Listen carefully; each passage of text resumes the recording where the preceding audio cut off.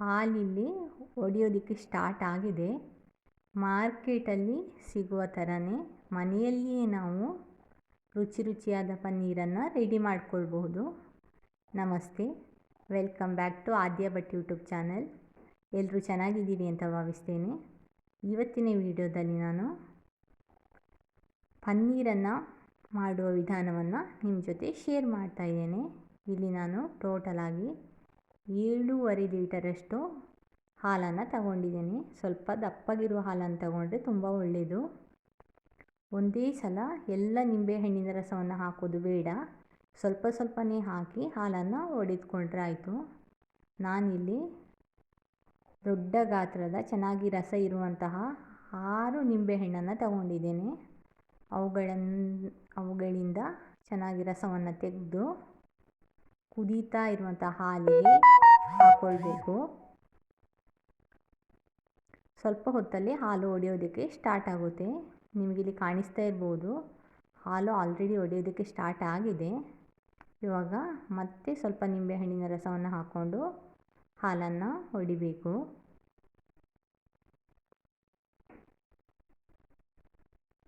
ಇವತ್ತಿನ ವಿಡಿಯೋದಲ್ಲೂ ಕೂಡ ಒಂದು ಉಪಯುಕ್ತವಾದ ಮಾಹಿತಿಯನ್ನು ನಾನು ನಿಮ್ಮ ಜೊತೆ ಶೇರ್ ಮಾಡ್ತೇನೆ. ಆ ಮಾಹಿತಿ ಏನು ಅಂತ ನೀವು ತಿಳ್ಕೊಳ್ಬೇಕಾದ್ರೆ ವಿಡಿಯೋವನ್ನು ಎಲ್ಲೂ ಸ್ಕಿಪ್ ಮಾಡದೆ ಫಸ್ಟಿಂದ ಲಾಸ್ಟ್ ತನಕ ನೋಡಿ. ಇವಾಗ ಹಾಲು ಚೆನ್ನಾಗಿ ಒಡೆಯೋದಕ್ಕೆ ಸ್ಟಾರ್ಟ್ ಆಗಿದೆ. ಇಲ್ಲಿ ನೀರು ಸಪ್ರೇಟ್ ಆಗಿದೆ. ಈ ಥರ ನೀರು ಸಪ್ರೇಟ್ ಆದ ನಂತರ ತುಂಬ ಹೊತ್ತು ಕುದಿಸೋದಕ್ಕೆ ಹೋಗಬೇಡಿ, ಯಾಕಂದರೆ ಪನ್ನೀರು ಗಟ್ಟಿಯಾಗುತ್ತೆ.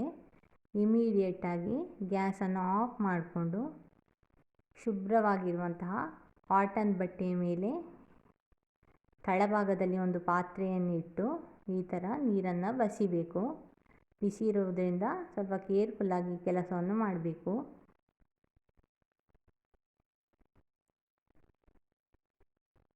ಪನ್ನೀರನ್ನು ಉಪಯೋಗಿಸಿಕೊಂಡು ನಾವು ಅನೇಕ ರೆಸಿಪಿಗಳನ್ನು ಮಾಡಬಹುದು. ಈ ಥರ ನೀರನ್ನು ಕಂಪ್ಲೀಟಾಗಿ ಬಸಿದ ನಂತರ ಇದರಲ್ಲಿರುವಂತಹ ನೀರನ್ನು ಸಪ್ರೇಟ್ ಮಾಡಿಕೊಳ್ಬೇಕು. ನಾವು ಇದಕ್ಕೆ ನಿಂಬೆಹಣ್ಣನ್ನು ಹಾಕಿರೋದ್ರಿಂದ ಅದರಲ್ಲಿರುವಂಥ ಹುಳಿ ಅಂಶ ಹೋಗಬೇಕು. ಹಾಗಾಗಿ ಚೆನ್ನಾಗಿ ನೀರನ್ನು ಹಾಕಿ ಪನ್ನೀರನ್ನು ತೊಳ್ಕೊಳ್ಬೇಕು. ನಾನಿಲ್ಲಿ ಸ್ವಲ್ಪ ಉಪ್ಪನ್ನು ಕೂಡ ಸೇರಿಸ್ಕೊಳ್ತಾ ಇದ್ದೇನೆ.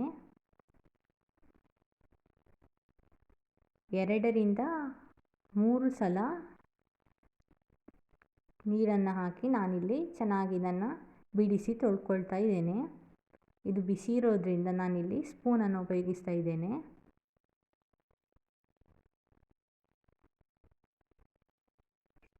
ಸ್ಕೂಲಿಗೆ ಹೋಗುವಂಥ ಟೈಮಲ್ಲಿ ಮಕ್ಕಳಲ್ಲಿ ಸಾಮಾನ್ಯವಾಗಿ ಶೀತ, ಕೆಮ್ಮು, ಜ್ವರ ಎಲ್ಲ ಕಾಣಿಸಿಕೊಳ್ತದೆ.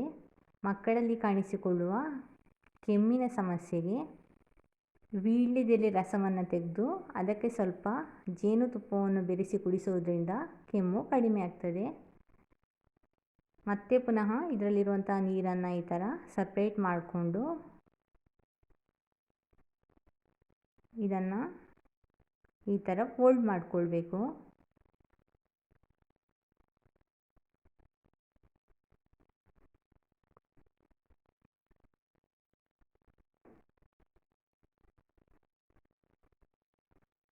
ನಾನಿಲ್ಲಿ ಶೇಪಿಗೋಸ್ಕರ ಮಾತ್ರ ಈ ಗುಂಡುಗಳನ್ನು ಉಪಯೋಗಿಸಿದ್ದೇನೆ. ಇಷ್ಟು ಕಡಿಮೆ ಬರ ಸಾಕಾಗುವುದಿಲ್ಲ. ನಾನು ಆವಾಗಲೇ ನೀರನ್ನು ಸಪ್ರೇಟ್ ಮಾಡಿದಂತಹ 2 ಪಾತ್ರವನ್ನು ಇಲ್ಲಿ ಉಪಯೋಗಿಸಿಕೊಂಡು ಪನ್ನೀರಿನ ಗಂಟನ್ನು ಇಟ್ಕೊಂಡಿದ್ದೇನೆ. ಟೋಟಲಾಗಿ 5 ಗಂಟೆಗಳ ಕಾಲ ಈ ಥರ ಇಟ್ಕೊಳ್ಬೇಕು. 5 ಗಂಟೆ ಆಗಿದೆ. ಪನ್ನೀರು ಯಾವ ಥರ ರೆಡಿಯಾಗಿದೆ ಅಂತ ನೋಡೋಣ.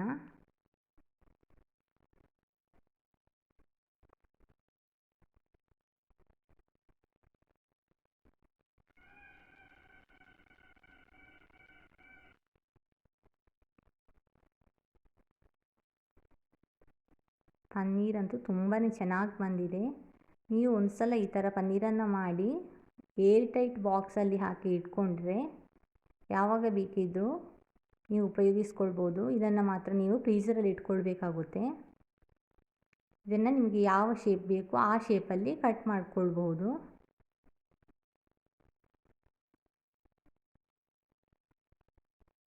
ಪನ್ನೀರಂತೂ ತುಂಬ ಚೆನ್ನಾಗಿ ಬಂದಿದೆ. ನಾನು ಇದೇ ಪನ್ನೀರನ್ನು ಉಪಯೋಗಿಸ್ಕೊಂಡು ತುಂಬ ರೆಸಿಪಿಗಳನ್ನು ಮಾಡಿದ್ದೇನೆ. ಈ ವಿಡಿಯೋ ನಿಮಗೆ ಇಷ್ಟವಾಗಿದ್ದರೆ ಲೈಕ್, ಶೇರ್, ಸಬ್ಸ್ಕ್ರೈಬ್ ಮಾಡಿ, ಕಮೆಂಟ್ ಮಾಡಿ, ನೋಟಿಫಿಕೇಷನ್ಗೋಸ್ಕರ ಬೆಲ್ ಐಕಾನನ್ನು ಕ್ಲಿಕ್ ಮಾಡಿ.